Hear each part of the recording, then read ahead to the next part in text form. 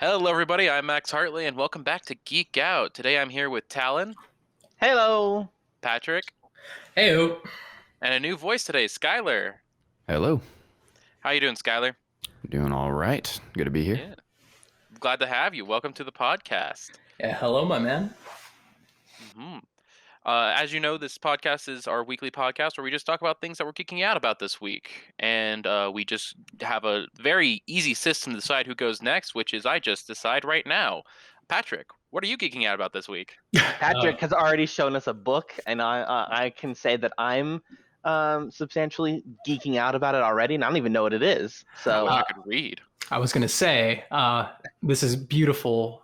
I have it in front of me right now. It's the Art of Mass Effect Trilogy Expanded Edition art book that I just ordered off of Amazon. It's currently on sale, and I got to say, this thing is hefty and it's beautiful, and I love it, but that's actually not what I wanted to geek out about this week. Instead, I want to geek out about this little PS4 game that's called 13 Sentinels Aegis Rim. 13 Sentinels. I heard about it via another podcast that I listened to, and may I say, yeah, Castle Super Beast. It's time that podcast has come up on our podcast. They are great. I love them. Yeah, Pat and Wooly are amazing. I love those guys. Super best friends play, if anything. That's what they used to be. But yeah, no, they just talked about 13 Sentinels Aegis Rim a few months ago in one of their podcast chats, and that was all they talked about. And I've been really enjoying that game, playing it on the PS4, and my God, is it complicated, confusing, insane, and I love it. I can tell you from the cover of the game, it already looks difficult and confusing. Yeah, no, it's geez, I don't think I can spoil it, but it involves time travel.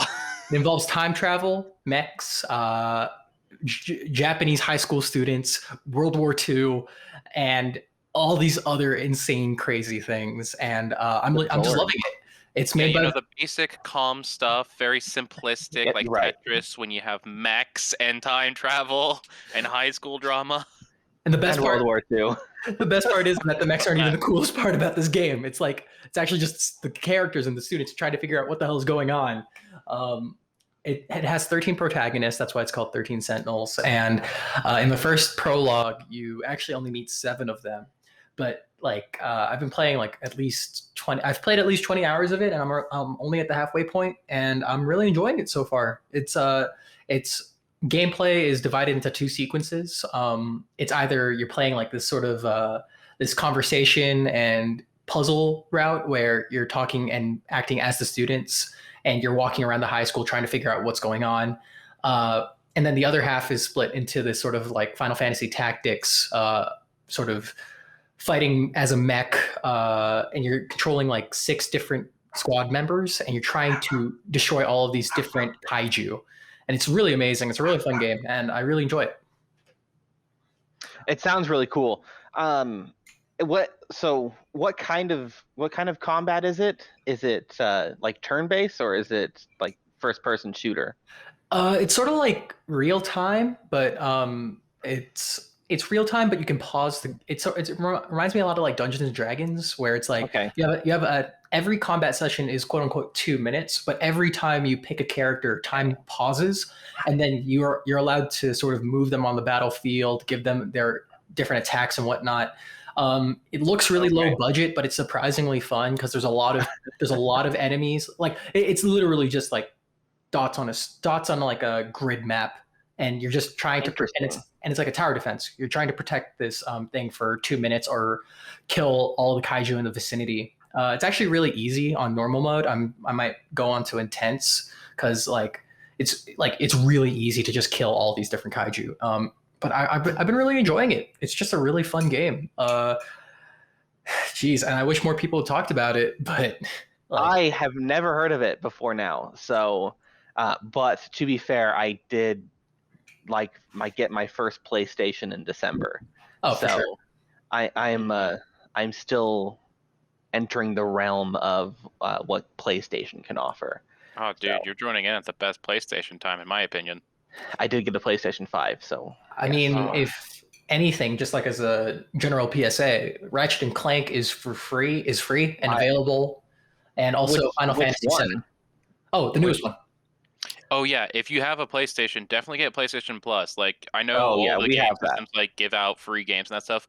PlayStation's been the best one so far. I mean, They've always PlayStation. had the best ones. I don't know why, but they nail it every single time. I mean, the real answer is that you go for Epic Games because Epic Games gives you free games as long as you have the market installed on your PC. Like that's the real answer. But PlayStation Plus, you get Final Fantasy VII Remastered for free if you get it this month, and you will continue to have it for free as long as you pay for PlayStation Plus. But the bigger one is that Ratchet and Clank is for free for everyone. So as long as you own a PS4 or PS5, you should definitely get that game. That one was Ratchet and Clank is actually one of the titles that I have played on PlayStation prior to owning a PlayStation, and it's been one of my favorites. So that was one that I jumped into pretty quick, and I'm very excited for what is it, a Rift in Time or something like that? Yeah, the newest one with the I guess like the girl version of Ratchet. I'm not really sure. Like the girl Lombax. Yeah, the girl Lombax. We know nothing about the story, so anything could happen. We're assuming that Clank is going to end up spending some time with a female Lombax. It's actually really interesting. I think I met the person who ended up as like one of the narrative leads on that game. She actually went to the University of Utah, and she's an alumni of the cohort of I think the graduate program, and she was a really nice person. I forgot her name. Super cool. You should have found out what game she made in the program. Yeah. I know for a fact that she worked on Spider-Man PS4, and that everyone in her cohort, like everyone in her game project, ended up like working in the industry and whatnot. It was a really insane talk. That's awesome. Let's see. I got about that, but that's not what I'm here to geek out about. So. Oh yeah, no. Go ahead, Sal. Let us know what's got your fancy today. Oh man, it's actually a Kickstarter, and one that I've been following for a while and finally decided to back. It's the One Ring role-playing game. I knew it was one of those. Is this Lord of the Rings? I'm sitting here like, is it the Lord of the Rings one or is it the Skyrim one? Which one is it? Let's find out. The Skyrim one doesn't seem as interesting. I heard the Fallout one wasn't that good. The Fallout board game. The Fallout board game didn't take off very well. That you could recently buy the entire pack of minis for like $18 on Humble Bundle. So I forgot about that. That looks like a deal, honestly. It did. The figs are pretty cool, but especially when I have a 3D printer. Yeah. Originally there was a Fallout pen and paper RPG like back when Fallout 3 came out, and it was really cool. Where the big difference between it and like D&D is that the dungeon master made all of the rolls. So if you were trying to sneak past a horde of super mutants, the DM would roll, and as far as the players knew, you were successful until a super mutant ran over and tried to rip your arms off. So, and they had a lot of fun mechanics for like miniguns and automatic weapons, where you would shoot in essentially a cone, and the DM would roll again to find out if you hit your target or someone standing in front of the target or behind the target. What about this One Ring Kickstarter? Yes, it is interesting as well. It is different than Dungeons and Dragons as well, which is what most people are familiar with.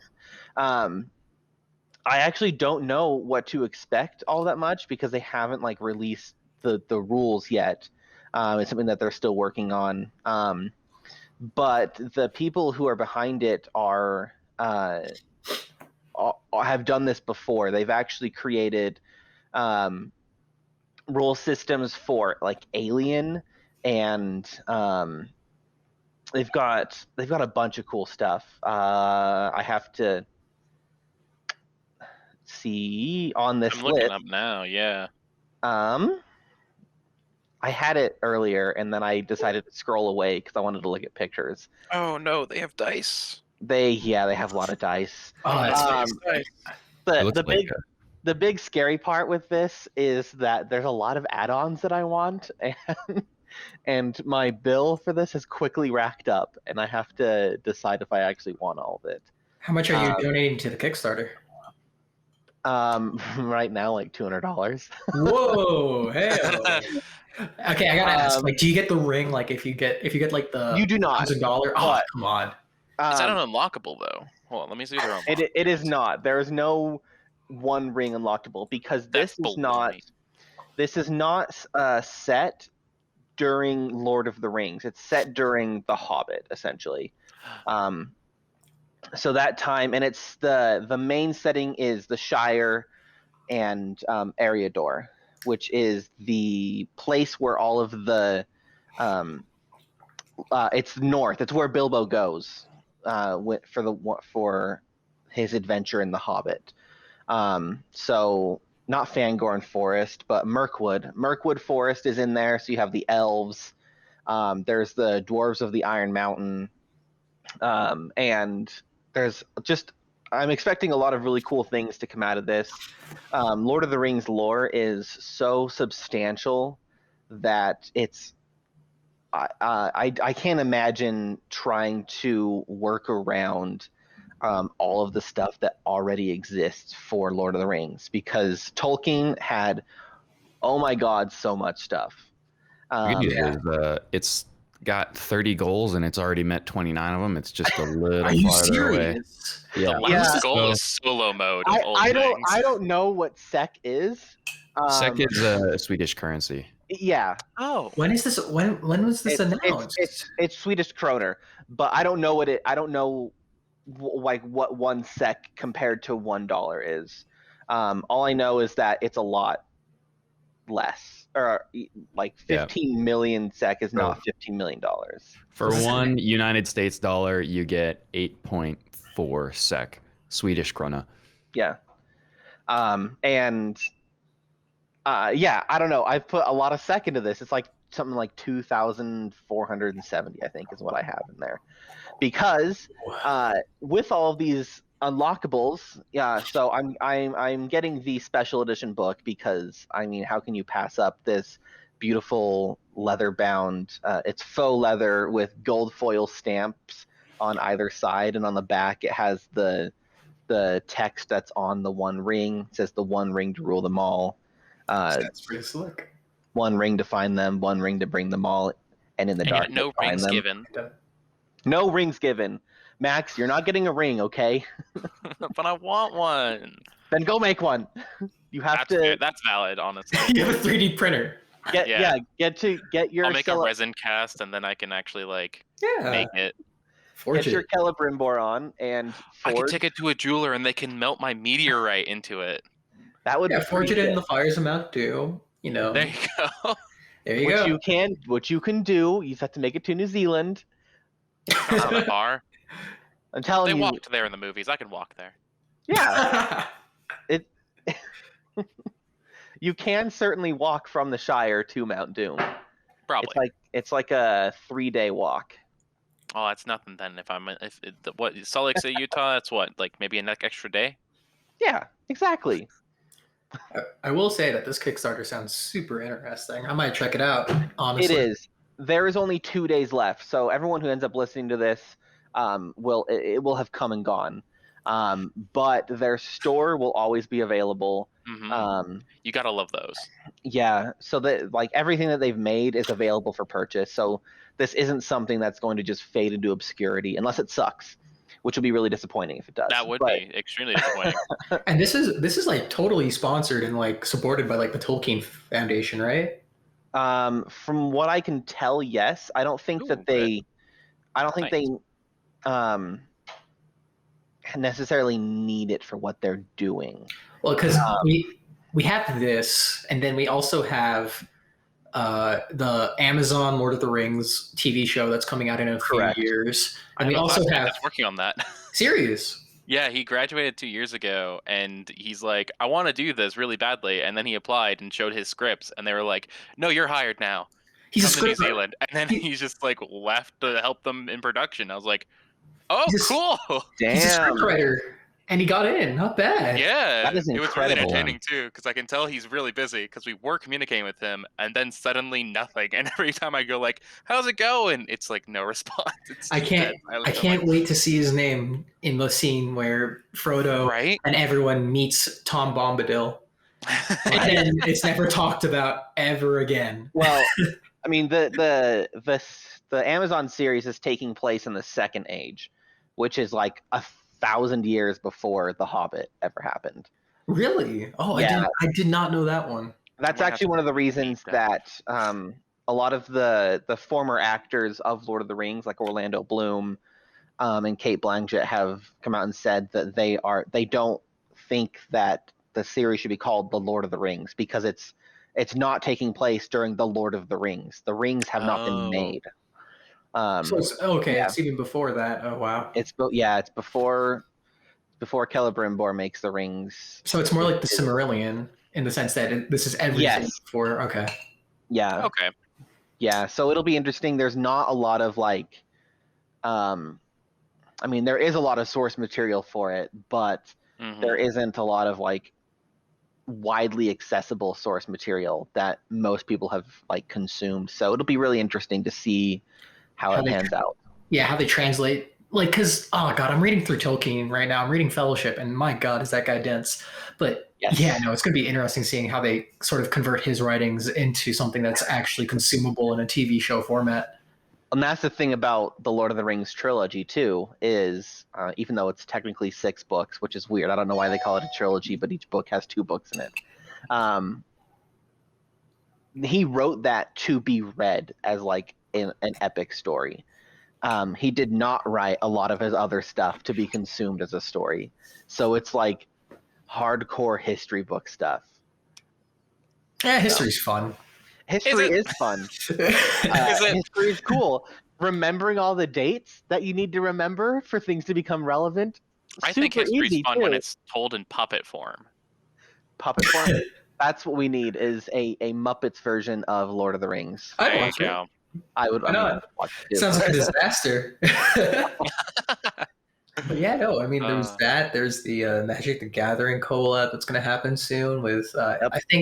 I think they're making the main like Fellowship into Magic cards, which is going to be.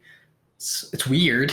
I'm actually very excited for that because I love the idea of Magic the Gathering, and I don't have the money obviously to jump into it and play it. We did that one episode a long time ago where we did like a draft and played, and it was probably a train wreck for those who understand Magic the Gathering, but we all had fun. But when I heard that collab, I was like, okay, I actually like collecting pretty cards. I do that with tarot cards already, so I'm like, oh man, if you get these Magic artists and like Magic style cards and IPs that I enjoy, I'm going to collect and buy those. Oh yeah, no. Absolutely. And that's going to be awesome. I love that idea. I'm a variant franchise player in Magic. I own a whole bunch of cards and stuff, and I know that at least in the community, people are like scared because it's like they had a similar, I guess, collaboration with The Walking Dead last year. And really? Yeah. Like you got like cards like Glenn and Rick and Daryl. You know, like you got these different cards that were technically like real cards. And a lot of people didn't like the fact that it was invading this. Yeah, I mean, and I think I would agree with that too. I don't imagine that the cards are released for competitive play. Like, and they said that, like back then they did do that, but in their recent statement for this new like idea, they did say like these are not supposed to be part of the core like gameplay and that stuff. So like, don't worry, this is not like, oh, now this is part of the franchise. They're not trying to do like a Fortnite thing. They're just like, hey, by the way, if you're not a super fan of Magic, but you like seeing us put these IPs in a similar format, here you go. And I'm like, I enjoy that. As long as it's executed well and they don't have to do just a butt ton of balancing, then I'm all for it. I mean, there's gonna be this one, and then there's gonna be the Warhammer 40K one, and then we're actually getting the Dungeons and Dragons set this year, which is, I mean, I think it's going to be the reason why a whole bunch of people end up joining and playing Magic this year. But Wizards of the Coast has actually done a lot with Magic the Gathering already, for obvious reasons. But yeah, they've crossed over for D&D books and stuff. So that was one that I saw coming like 100 miles away. But Lord of the Rings, no, very much no. And I did not know that there was a Walking Dead one. Yeah, I mean, you know that. I'd be interested to see those cards, though. You know, Games Workshop did a Lord of the Rings version, right? Really? You can buy Fellowship minifigures and like build your armies and that stuff and play it, and it's Yes, the same as very the much. Warhammer rule set. So Yeah, except with actual elves instead of weird space elves. I forget what they're called. Eldar. The Eldar, yeah. Mm-hmm. And instead of chaos, it's, I guess, just orcs. Sauron, orcs, whatever. I don't read. I can't read. I can't read. I only watch the movies, and I still haven't finished that. The book is fantastic, Max. You should read it. I wish I could read. It's not like you have other things going on right now. Oh yeah, definitely not. Definitely not. There's definitely not a pile of projects to my right here. Right.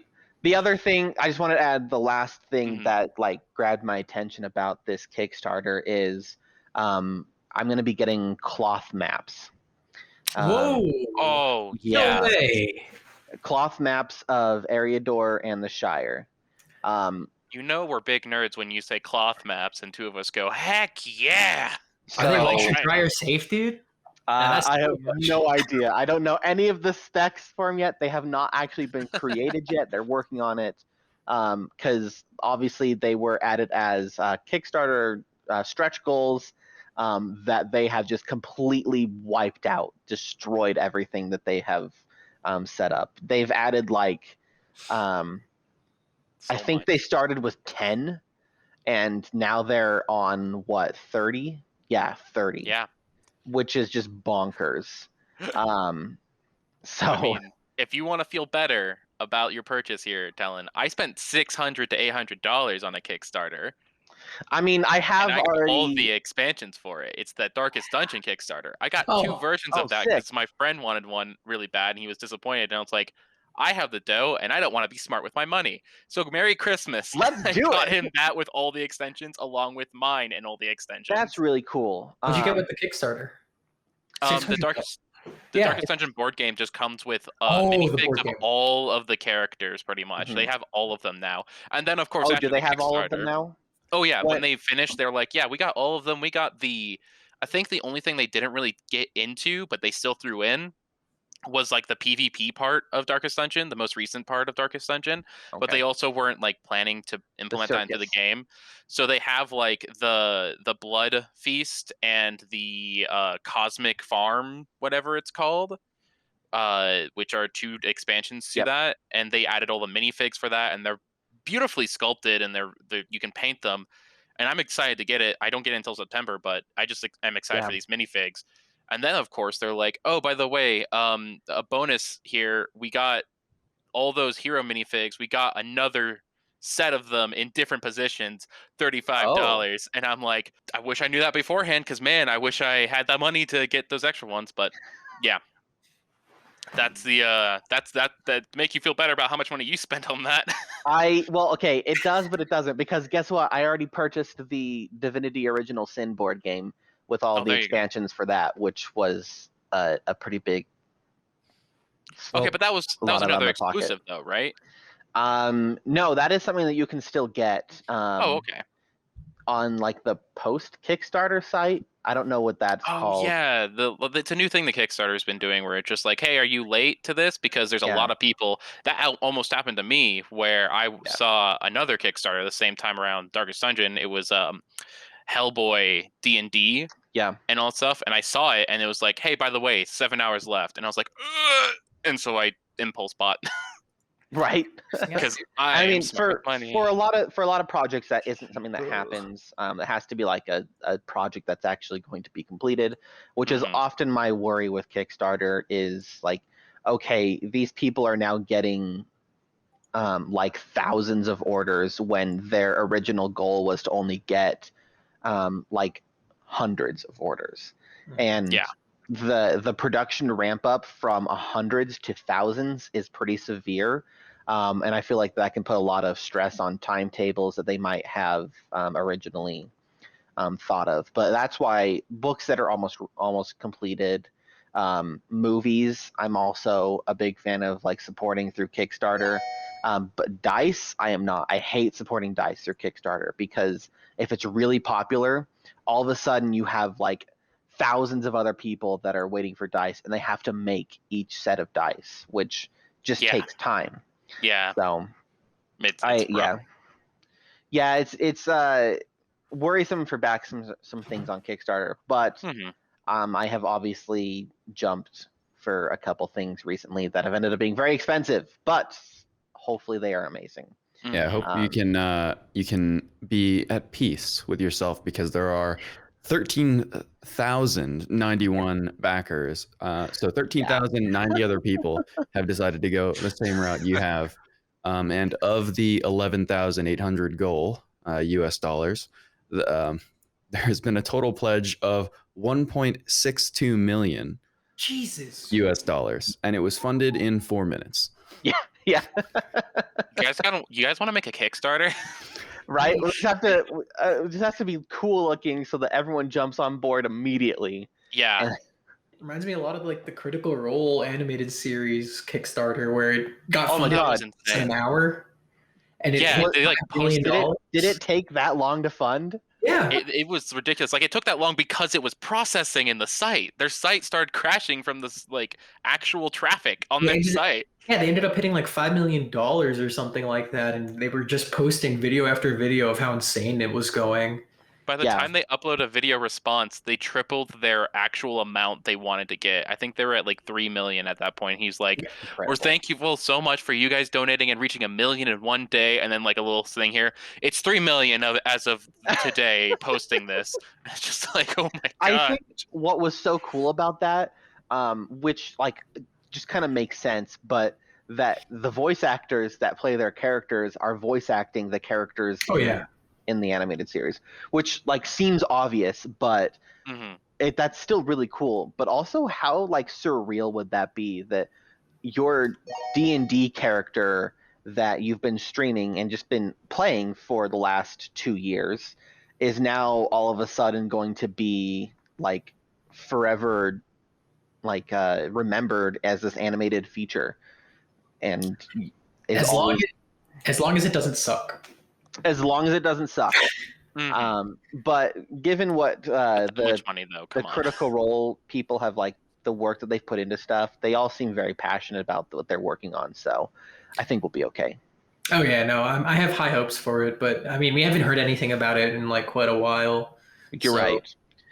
Yeah. Well, let's see. I mean, it may have been affected by, the pandemic. Everything. Oh, good Lord. Yeah. My Divinity Original Sin 2 board game was supposed to ship this March, but they've pushed it back to like September because they're like, everything's getting pushed. We haven't play tested enough. We don't know that everything's balanced. So yeah, no, that's totally fair.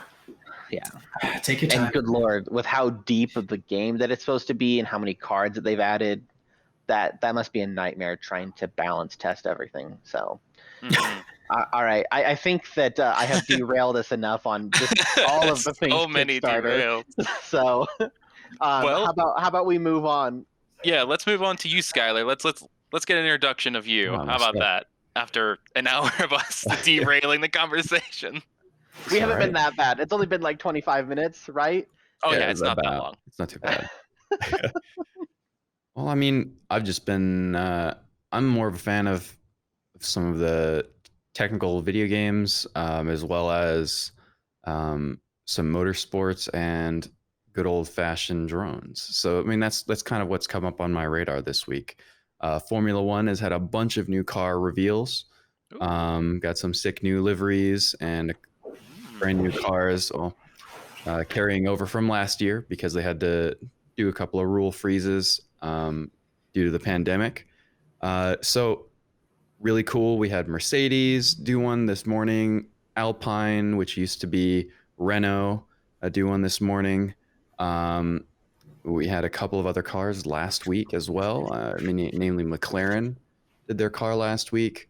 And I think there was one more that I'm missing. However, all of them, they're about the same as last year. That's what I was gonna ask, because I feel like the F1 cars are so like pinpoint precisioned for all of their specs and their weight and the aerodynamics of them all. Like, can they get better? Like 100% better. However, the issue is they had to do so they were going to have new regulations coming in this year with a brand new chassis, brand new design for the teams to work on. The pandemic decided that was not the case, and now the new regulations are coming in 2022. So interesting. There have been a couple of changes this year, namely they're reducing the amount of downforce you get. So the cars are going to be slower, as well as reducing the speed of the different compound of tires so they get less grip. So they're going to be slower. The goal is to push all the cars closer together so you get more fantastic fun racing. However, it remains to be seen if that'll work out or not. There's some really good drivers. Oh yeah. And it does seem that most F1 races end up just like bonkers spread out. Yeah. Like that'll be interesting. That's an interesting choice, because one part of me is like, you want them to go slower, but that's like half the fun is seeing these guys just blast through turns at like, I don't know, like 60 miles an hour. Stop. Please stop. I could go home telling me I got to do stuff. Anyway, so these cars already maxed out at like 300 miles an hour in a straight line. just bonkers. Yeah, and I mean, like the fastest production car, I think it's the Chiron, Bugatti Chiron. I think went 305. I think there's a new one. Shelby, I don't know what it is. Didn't beat it. They didn't? Okay. No, there's a couple of things that went awry. So I'm gonna benchmark it on the Chiron. The Chiron, I think, took more than a few miles of straight track to do it. They can do it in probably less than a kilometer. Holy so cow. It's kind of nuts. The torque on the good Lord. And I feel like if you go, like, obviously this isn't the case, but I feel like if you were in the middle of the road and they managed to hit you, like the top half of your body would just stay there. Yeah. And the bottom half of your body would just keep going. It's like a rail gun on wheels. It is. What wonderful imagery. Right? The next time you're watching F1, can you just imagine? This just serves as a PSA that whenever you cross the street, you should look both ways before you do. For an F1 car, of course. For an F1 car, especially if you're crossing an F1 racetrack. Exactly. I mean, hey, how many movies have done that? I mean, there's definitely some James Bond stuff. Iron Man. Oh 2, yeah, Iron Man 2. Yep. We had Monaco there. Yep. Glad we're giving a PSA to superheroes and spies. They need it. Be careful, guys, because you'll need it. You never know. You get hit. You never know when the supervillain's going to show up. Get hit by a truck or an F1 car.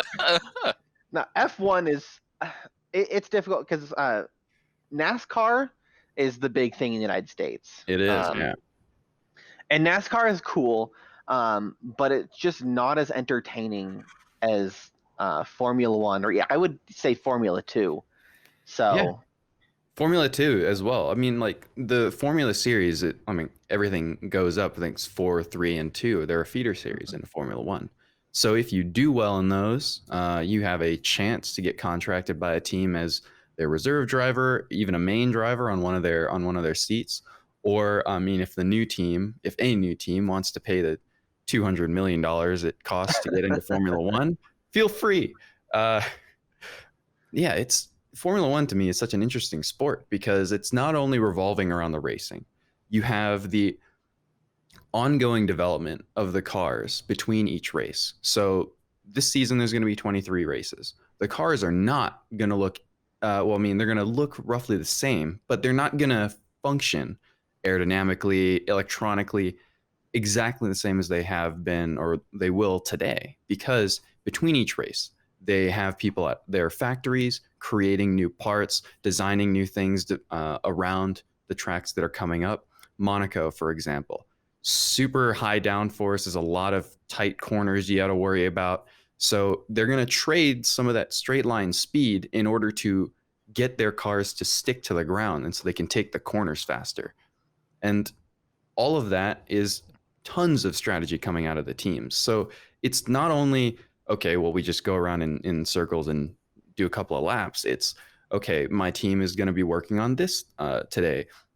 During the practice sessions, they have 3 practice sessions before every race, then the qualifier, then the race. The practice sessions are for testing out the new parts. Is it worth keeping on the car? Should we modify it in any way for the next race? And so it becomes this whole song and dance of basically an ongoing research and development of a vehicle over an entire season. And then once you stop for when the season ends, or a couple of races before the season ends, you get a breather, and then the next year you start all over again. It all seems really exhilarating. It like, is. Yeah. Every step of it, like the technology that goes into it, it blows my mind sometimes. So yeah, the University of Utah has a team that works on putting together. I don't think they're the same Formula SAE team. Yeah. I have a friend who tried to get on board with that, but again, pandemic, and that kind of has halted some things. So I am on the team, but the schedule is quite crazy. I haven't been able to make it to many of the meetings. Yeah. Oh. But he was really interested in the material sciences for a lot of the stuff, which, like, they have stuff that it's like, what, why, and how. Like the weight of their cars is ridiculous, and like the pieces they put on it.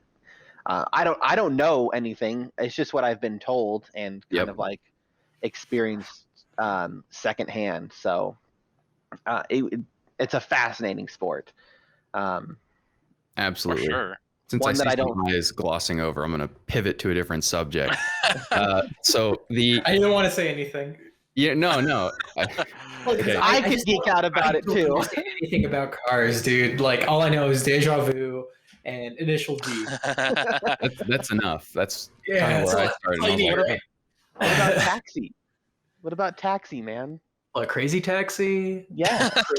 Sure. Taxi. I did want to ask you, Skylar, because you said you're into I forgot the word now all of a sudden. Games that are like detailed like this, though. What kind of games are you talking about with that one? Oh, so like, well, Formula One has a game. You can play it. Yep. Cool stuff. Driving is definitely not as realistic as some other simulators. But that's besides the point. One of the things I was going to bring up, if you're looking to, say, build, so I know you guys play D&D or some permutation of it in some shape or form.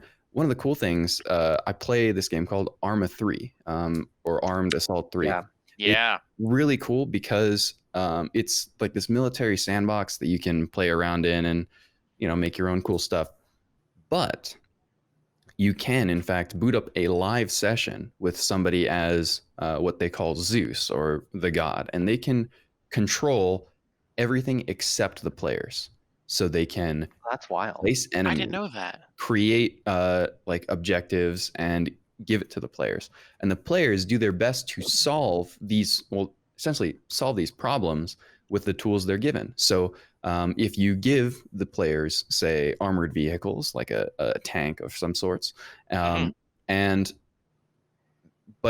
the situation calls for a more stealthy approach, it's up to the players to decide, well, we have the tank, but if we bring it, the enemy has air support, they have people with rocket launchers, they have other armored vehicles that may appear.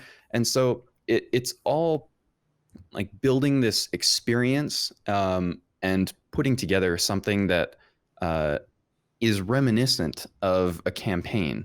And people do run campaigns, and it's quite amazing. That's wild. That makes a lot more sense now for some of the things I've seen. Yeah. Sorry? Yeah, are you in one? Oh. Yeah, are you in one? Yeah, I do play a lot of Arma 3. I make missions. And so you're Zeus. Yeah, I've done a lot of Zeusing. Okay, for sure. Is that what it's called? Zeusing? Yeah, pretty much. Zeusing. So I love it. Like, there's an editor that you start with. You can build your mission out there, or you can just decide, oh, I'll just wing it in Zeus. My favorite thing is to start building in the editor and piecing together like this story. Write scripts you can relay to your players. So give them a briefing, give them something to work with. If there are civilians, well, you got to let them know that there are civilians in the area and they need to be careful about who they're shooting at. And you can add civilians to it too. I did not know that either. I think I saw a viral video of that where someone's like calling in an airstrike and then someone goes, be advised there is a civilian village in front of you. And he goes, what?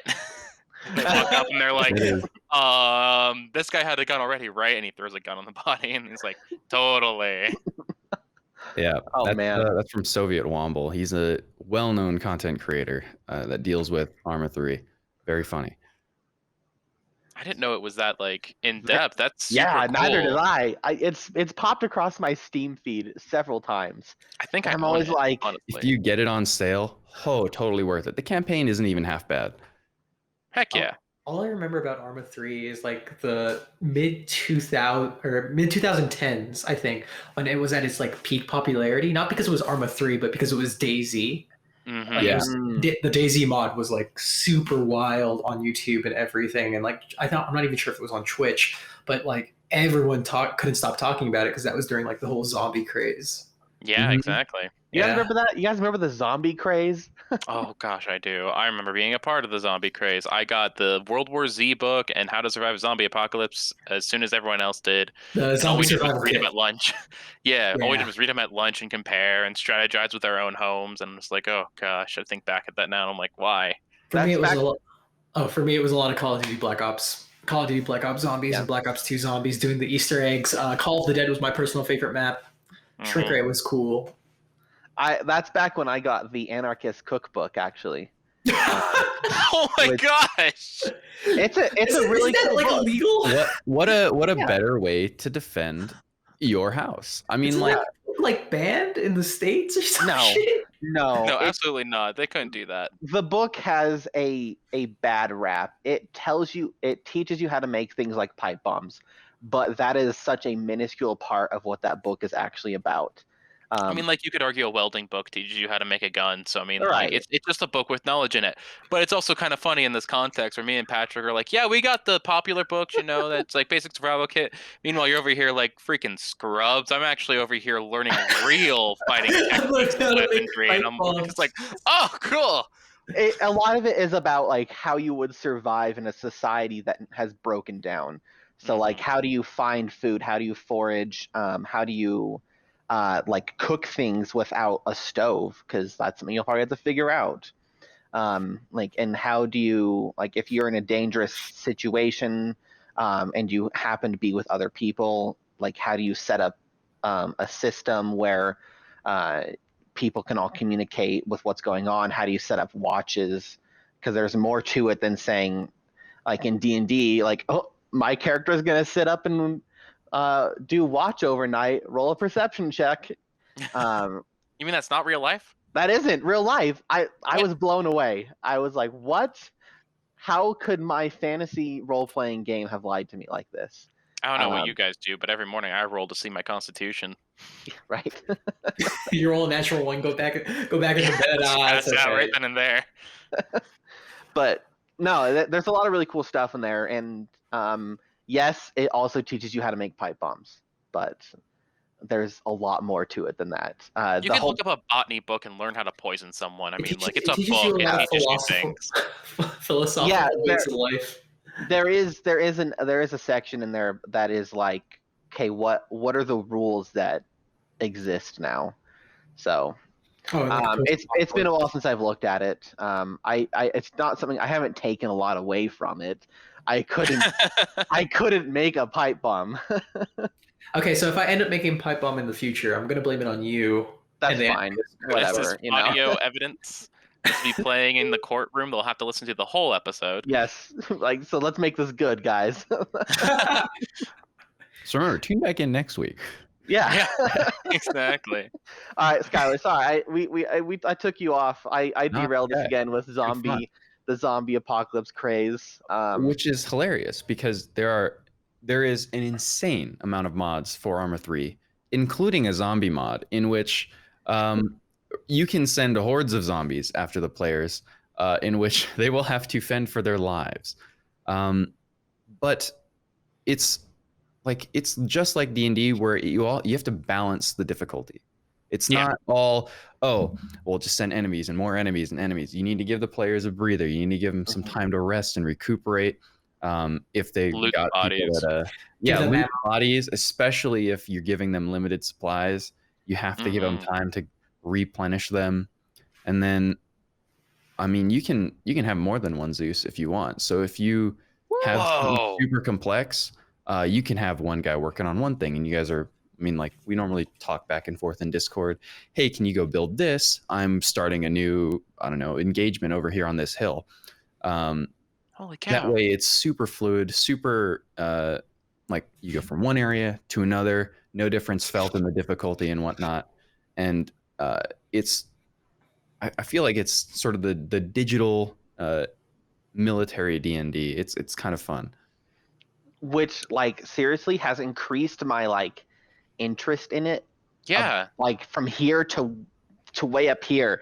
Exactly. And this feels like something we should have known about. You don't even need to see that to understand that I was down pretty low and then went up really high.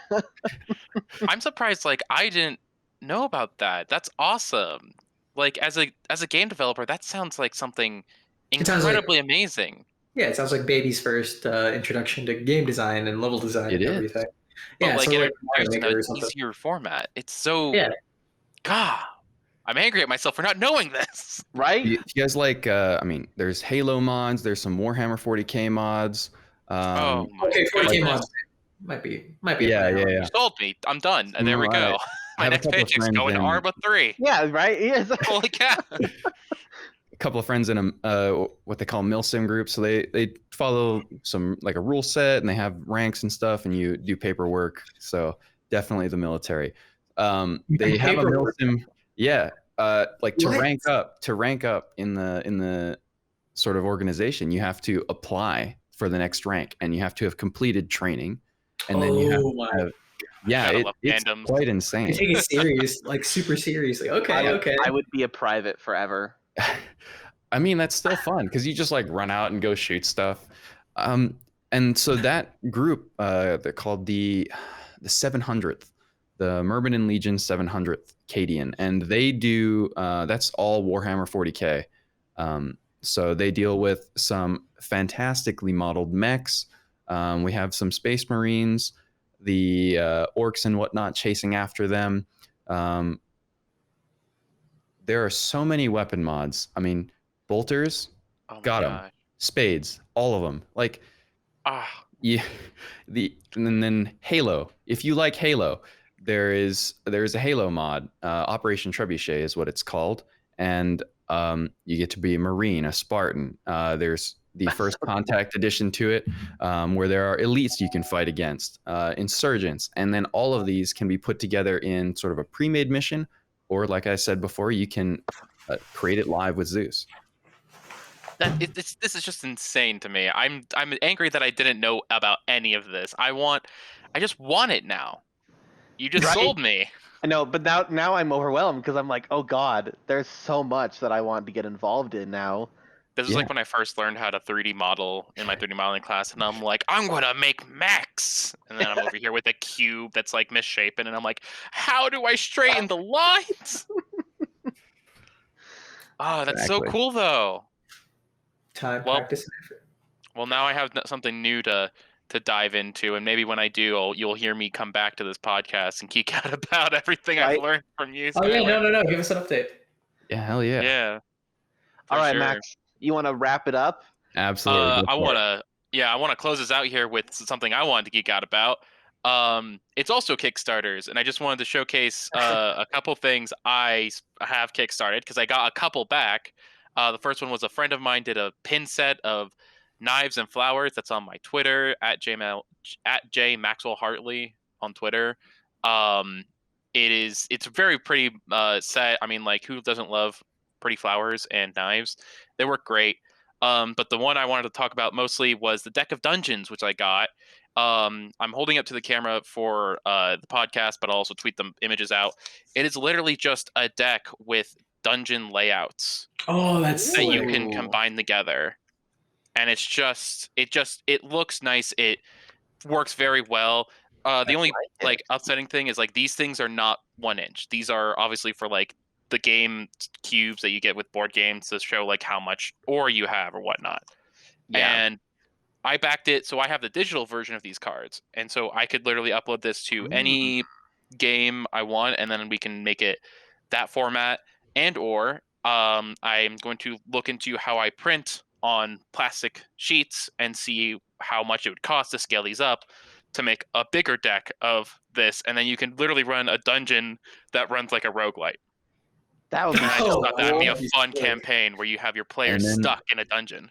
And then what you got to do is you got to print double of everything, so you can have even more permutations of the amount of cards. Exactly. So, oh my God, so much. That's another thing I wanted to bring up. But the big thing I wanted to bring up that's been geeking out about that I can't wait until like if and when we get our stimulus checks, I might just spend it on this. If you know Wormwood, they're the people most popularized from what I understand from Critical Role. They support them with dice towers and a fancy table. They made and kickstarted a modular gaming table. If you haven't seen it, that's a lot more than $1,200, Max. Jesus. Look it up. Wait, did it increase? I thought the table was only $300. Oh, is it? Okay, maybe I'm thinking. I think they're only charging $300, which is ridiculous. But this it's like table, it's a 4-person gaming table. It's a 4-person table that you can upgrade to a 6-person table for like $100. They have this modular setup where you can just buy the things you need and want for it, and then build it from there. So you can start with the coffee table and then slowly increase it to the dining table or what you need for it. The amount of modular design that went into this is insane. They have the little things for cup holders and coasters that you can put on the outside of the table, but they also have them for the inside of the table, enough that they have a custom wooden DM screen you can set up where it angles your books just high enough that the players can't see it, and you can add another DM screen on top of that so they can't see anything, and you have this own little world, but you still have the gaming service in front of you. Like it's insane. They have just so many expansions. I really suggest looking it up, because if you're a tabletop gamer, this is the table for you. This is a forever table. I think it's worth investing in personally, but it just is insane. And it's modular, so it's that deep table. So there's depth to it. And then you put the wooden planks, I don't know what else to call them, on top of that, and then it's a normal table again. And you can have dinner on it, and everything's fine. And they even like went into like, what if something spills? Don't worry, they designed the wood so it doesn't hurt the things under it and like that. And I lost my mind. My partner showed me this, and we're currently living with a broken coffee table because the leg's broken. So it's just like on the floor. Here we go, baby. And so I'm like, oh, it's tempting. If you do want to get into it, you have to basically get in line for it. They have a YouTube channel actually where they're going behind the scenes of the production of this, and they've been screwed over by their wood manufacturer, but mostly China, and miscutting their felt like incorrectly, and so it's uneven, and so they're like, gotta reorder that and talk to them. So if you want to follow their story, you can do that. But Kickstarters are amazing, and some things on there are totally worth it. And I'm really upset that I missed this table Kickstarter because oh my gosh. Wait, so you didn't get the table? No, I didn't get the table because I only discovered it like a week ago, and the Kickstarter's end has been done for like 2 months, and so I'm like, what? I want this, but it's Wormwood, so anything that they kickstart just becomes a product on their store. And I have purchased something from them, and it was metal meeples. Metal meeples. Because I love board games. I love board game design, and the meeple is like something that's close to my heart and like a staple of board games. Yeah. So I just got a metal meeple of each color from them. But now that I know this is the company and this is what they can make, I'm like, why did I buy metal meeples? I could have gotten a table. What's a meeple? Yeah. Do you? They're the little character figurines. What game are they from? I think they're just generic. I feel like I think it's just a generic thing. They're like the here's your little character. Yeah. Okay, just a representative figure for yourself. Yeah, it's what the board games use to represent characters. So it's like a Monopoly piece. Yeah. Okay. The meeples. Yeah. So yeah, it was like I'm looking at the Kickstarter. Maple, $300 starting at. It goes all the way up to Purple Heart, and that's $1,500. So quite a wide range for anyone looking for a wonderful coffee table. I don't care about wood so much. I'm like, just give me the maple. That's the coffee table too. But if you want to get it all the way to that 6-person dining table with the recessed.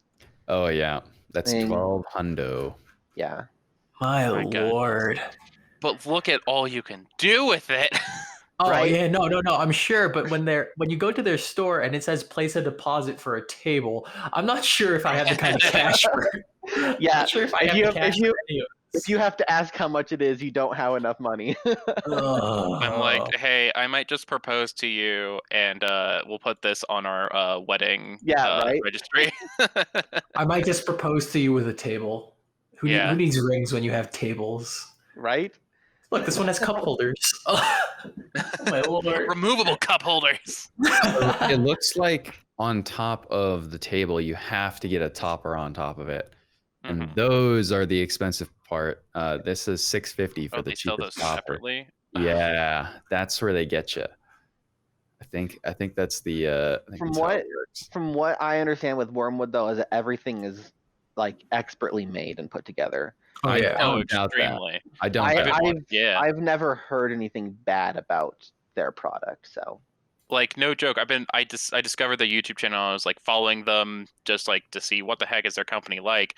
And they filmed themselves in a meeting, and the CEO was like, "Yeah, last week I saw that video you guys posted where you're like, ship out the bad quality, and we'll just replace it a year later. We're not doing that."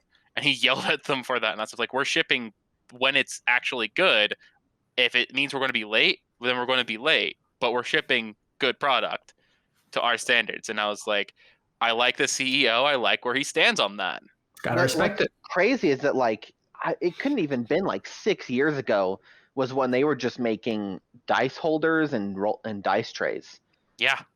And like they had been. I remember them like mentioning that, hey, we're planning on doing a table in the future. And that was back when the first season of Critical Role was going on.